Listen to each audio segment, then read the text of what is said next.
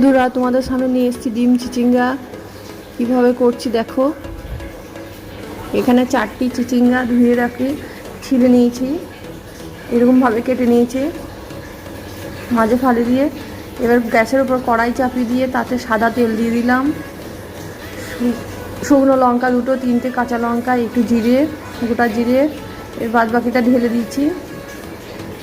নাড়াচাড়া করে এটা একটু হলুদ গুঁড়ো, একটু লঙ্কা গুঁড়ো,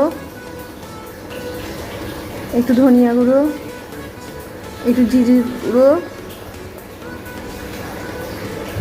নাড়াচাড়া করে এবার স্বাদ মতো লবণ ঢেকে রেখে কিছুক্ষণ পরে দেখি সেদ্ধ হয়ে গেছে।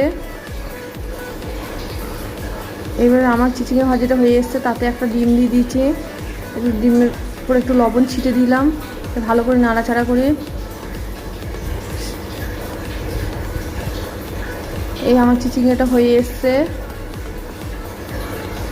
এবার আমি একটু সবজি মশলা দিলাম, একটু ভালো করে নাড়াচাড়া করে এবার এটা নামিয়ে নেব।